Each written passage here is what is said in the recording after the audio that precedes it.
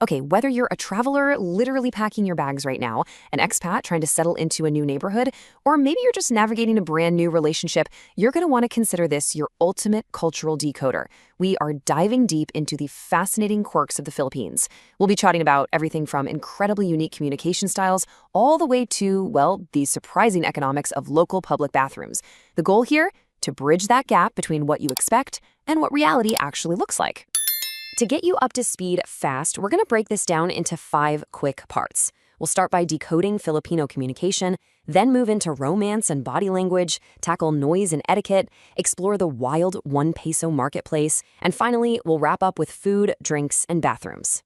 All right, part 1, decoding Filipino communication, navigating vague answers and linguistic quirks. You know, a really common frustration for newcomers is asking a direct question and, well, feeling like you just can't get a straight answer. You might get a vague, one-word reply or this long, winding explanation that kind of dodges the whole point entirely. Now, there is a crucial linguistic flip here that you absolutely have to wrap your head around. Never ask a question in the form of a negative. It's like a logic puzzle. In the West, if someone asks, "You've never seen this movie before, right?" and you answer no, it means, nope, you haven't seen it. But in the Philippines, answering no to that exact same question means the exact opposite. It means, no, your assumption is wrong, I actually have seen it. On the flip side, if they answer yes, it means, yes, you are correct, I haven't seen it. So definitely be prepared for some funny and maybe slightly frustrating conversations until you get the hang of this flipped logic. Oh, and here's another quirk you'll definitely notice. People use the phrase, "for me," all the time.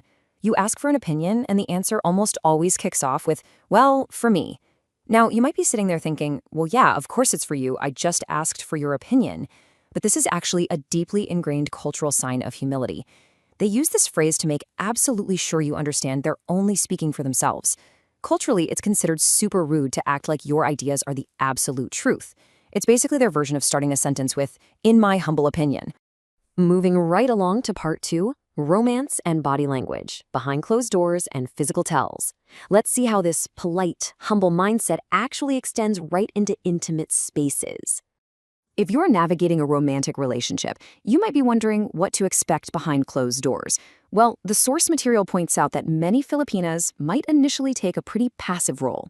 They might go totally silent and assume what's sometimes called the starfish position. Now, the big takeaway here is that you shouldn't mistake this for a lack of interest. Actually, scratch that, it's more like they just assume you already know exactly what you're doing. Because of this, you're generally not going to get a backseat driver giving you step-by-step instructions. They're totally happy to leave the driving to you until they get more comfortable. Now, this is fascinating. Pay really close attention to this specific body language quirk. We call it the pillow grab. If you're ever chatting with a Filipina and there happens to be a pillow nearby, watch what happens when the conversation shifts to something slightly uncomfortable. Grabbing a pillow and putting it on their lap, it acts as a subconscious physical shield. It's an involuntary tell, honestly, just like in poker. If she suddenly stuffs a pillow on her lap, boom, you know you're getting close to some juicy info she just isn't quite ready to share. Okay, part 3, noise and etiquette, filtering sound and passing objects safely. Let's zoom out a bit from intimate communication and look at how folks interact with their physical environment, which can get pretty loud, and of course, everyday manners. The Philippines is incredibly vibrant, and yeah, it can be a loud place. But locals, they have what seriously seems like magical built-in noise cancellation.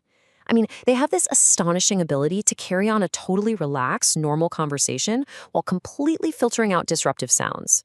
Whether it's a huge pack of barking dogs next door or family members belting out karaoke at top volume, they tune it out so well they'll swear they didn't even notice it. And honestly, the best part? They'll use that exact same filter to tune you out if they don't like the questions you're asking. Let's talk everyday manners. In the West, if your buddy asks for the car keys or a lighter, tossing it across the room is just a common habit. But in Filipino etiquette, throwing things at people is a huge no-no.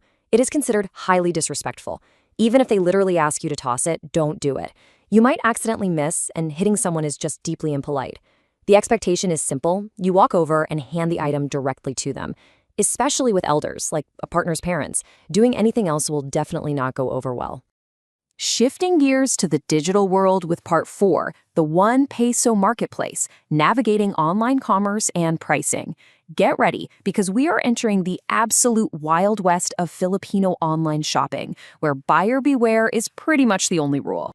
If you hop onto any local online marketplace, you're going to notice this shocking price tag right away: 1 single peso. You'll see listings for used cars, electronics, literally entire houses, all listed for exactly 1 peso. Now, you might be thinking, wait a second, a house obviously doesn't cost a single peso. Isn't that false advertising? In a lot of Western countries, purposely advertising the wrong price is literally a crime. But in this digital Wild West, sellers get away with it constantly. So what's the deal? Why do they do it? Well, the source reveals two incredibly clever, if slightly devious, strategies behind this trick. First off, Filipinos are legendary for hunting down the absolute cheapest deals. By pricing an item at 1 peso, the seller guarantees their ad shows up at the very top the second someone sorts a search from lowest to highest price. But the second reason, it's a lot more manipulative. It forces you to initiate contact just to find out the real price. And once you reach out, the seller uses that inquiry to read you. Depending on how you ask or who they think you are, they might just try to upcharge you on the spot.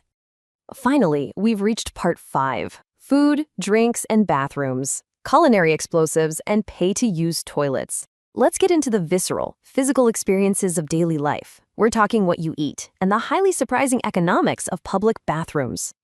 Let's kick this off with a real testament to Filipino frugality and ingenuity. For folks who can't afford regular coffee, there's this fascinating poor man's coffee substitute, and it's made entirely out of burnt rice.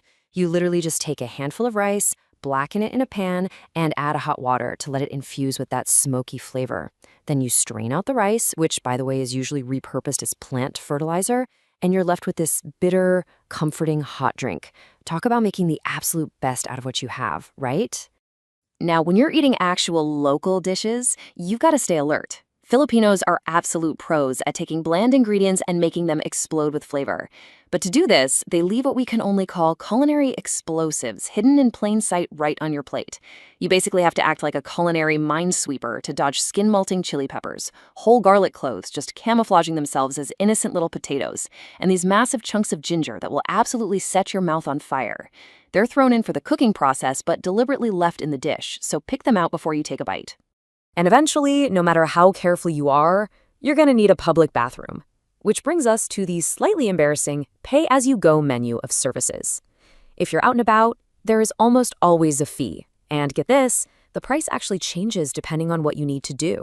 Number 1, that's just a few pesos. But if you need to do number 2, it's going to cost you a lot more. You actually have to walk right up to an attendant, declare your specific biological needs out loud, and pay up front. Oh, and to add insult to injury, toilet paper usually isn't even provided. Which leaves us with one final, very provocative question to wrap up this explainer. If you're paying the attendant up front, how do they actually know if you're telling the truth? Do they just strictly use the honor system? Or are there rogue bathroom cheaters out there secretly dropping bombs on a tinkle budget? It is a hilarious reality of daily life there. I really hope this explainer decoded some of these cultural nuances for you, leaving you way better prepared and maybe even a little more excited to experience all these amazing quirks for yourself. As always, subscribe to our channel, like the video, and comment below. There are also some links in our description that you may find useful. See you in the next episode. Bye-bye.